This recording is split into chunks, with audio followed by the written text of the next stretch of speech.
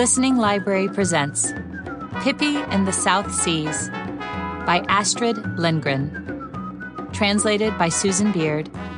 Read for you by Sutton Foster.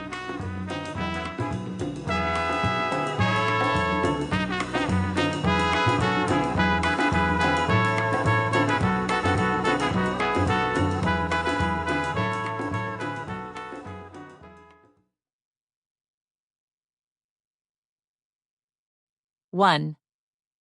Pippi still lives in Villa Villekulla. The tiny little town looked very neat and friendly, with its cobbled streets and its low houses surrounded by their flower beds. Everyone who went there was sure to think it must be a very calm and restful place to live. But there weren't many interesting sights worth seeing in the town. Apart from two, a local museum and an old burial mound. That was all. Well, there was one more thing. The people of the little town had very helpfully put up signs for anyone who wanted to see these special things. To the local history museum, it said, in large letters on one sign, with an arrow underneath. To the burial mound, it said on another sign. There was one more sign, and it said, to Villa Villekulla. That sign had only just been put up.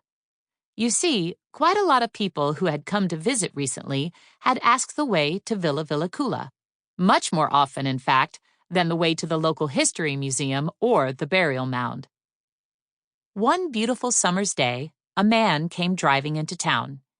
He lived in a far bigger town, and that is why he had the idea that he was better and more important than the people in the tiny little town.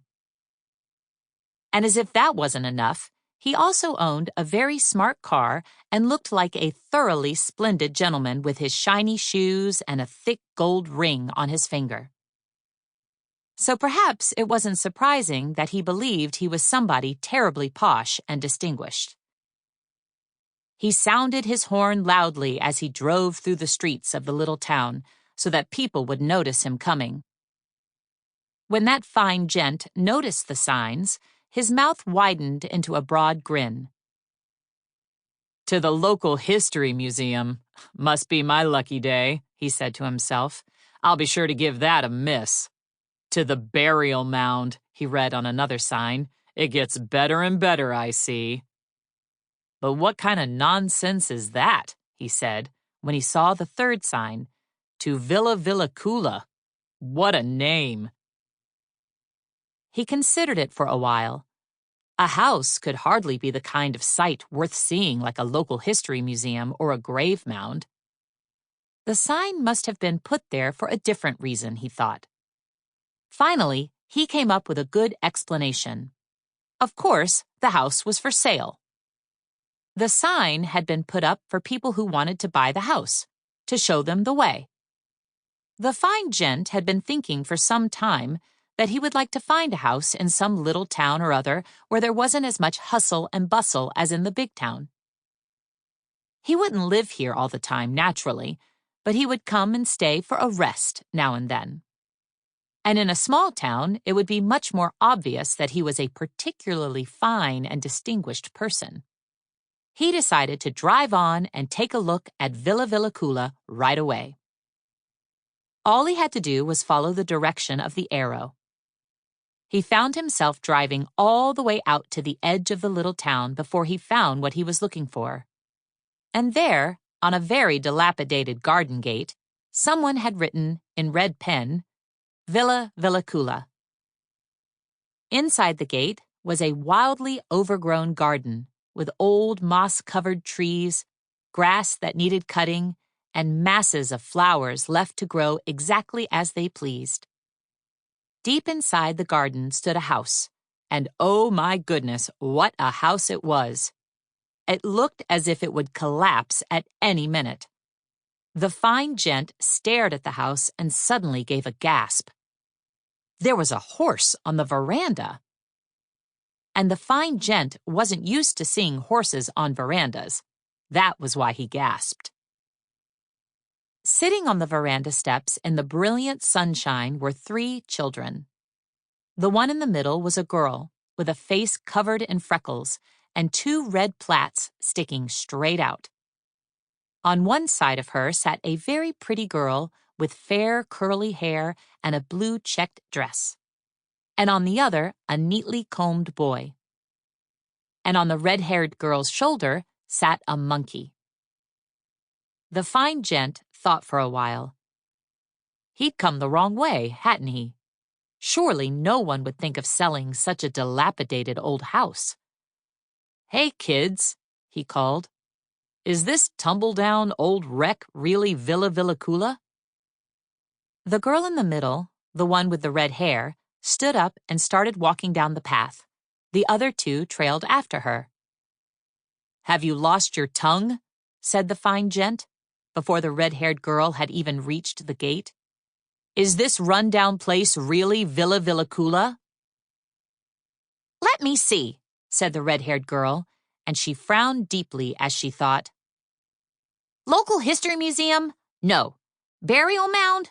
No. I've got it," she shouted. "It's Villa Villekulla!" "That's no way to answer," said the fine gent, and got out of his car. He decided to have a closer look at the house anyway. "We could always pull it down, of course, and build a new place," he muttered to himself. "Oh yes, let's start immediately," shouted the red-haired girl, and quickly ripped a couple of planks from one wall. The fine gent didn't listen to her.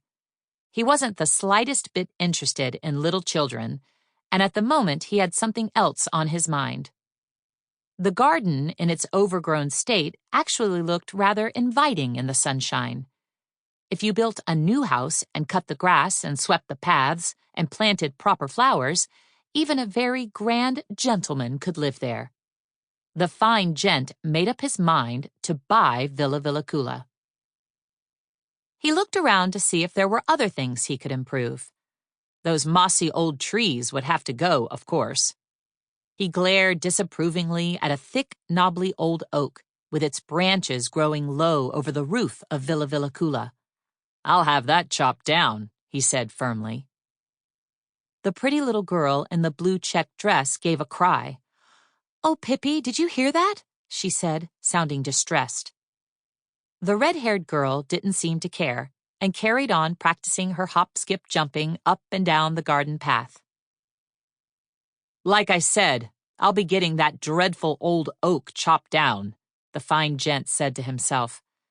The little girl in the blue checked dress clasped her hands pleadingly. "Oh, no, don't do that," she said. It's such a good climbing tree. It's hollow, and you can get inside it." "Don't be ridiculous," said the fine gent. "You don't think I climb trees, surely." Now the neatly combed boy came up to him. He looked worried. "But lemonade grows inside the tree," he said beseechingly. "And chocolate, too, on Thursdays." "Listen here, children. I think you've been sitting too long in the sunshine," said the fine gent. "It seems to have gone to your head. But that's got nothing to do with me. I'm thinking of buying this place. Can you tell me where I can find the owner?" The little girl in the blue checked dress started crying, and the neatly combed boy ran over to the red-haired girl, who was still practicing her hop-skip-jumping. "Pippi," he said, "can't you hear what he's saying? Why aren't you doing anything?" "Me? Not doing anything?" replied the red-haired girl. "Here I am, hop-skip-jumping till I'm blue in the face, and you come and tell me I'm not doing anything? Have a go yourself and tell me how easy it is." But she stopped jumping and walked over to the fine gent. "My name is Pippi Longstocking," she said, "and this is Tommy and Annika." She pointed at her friends. "Is there anything we can do to help? A house to demolish or a tree to chop down or anything else that needs changing? Just say the word." "Your names are of no interest to me," said the fine gent. "The only thing I want to know is where I can get hold of the owner of this house. I intend to buy it." The red-haired girl, the girl called Pippi Longstocking, had started her hop-skip-jumping again. "The owner is a little busy at the moment," she said. She was Sample complete. Ready to continue?